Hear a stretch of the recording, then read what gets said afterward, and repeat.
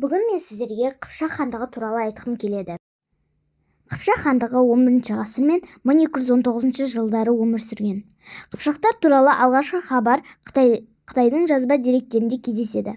Қыпшақтар ең әуелі Алтай-Саян тауларының баурайларында мекендеген.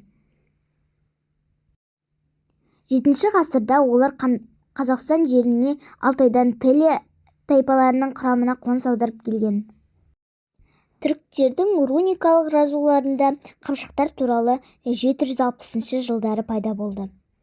Орыс жылнамаларында оларды пловецтер, сарачиндер дейді, ал венгрлерде кундер, полоцилар.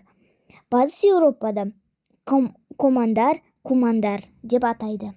Қыпшақ қазақ халқының басқа да бірқатар түркі халықтарының негізін құраған ежелгі тайпа. Орта ғасырларда Орта Азия мен Шығыс Еуропаны мекендеген аса ірі ұлыстарының бірі.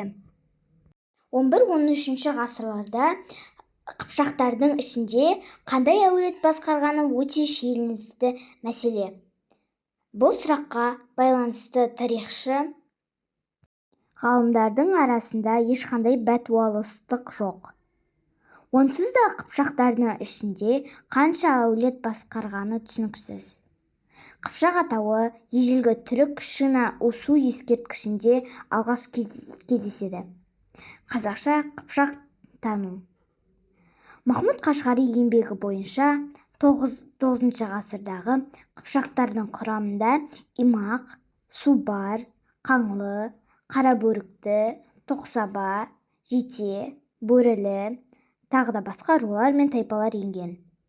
Қыпшақ түркі қағандығы ыдырағаннан кейін алғашқы Қимақ қағандығының құрамында болып 11 ғасырда бөлініп шыққан.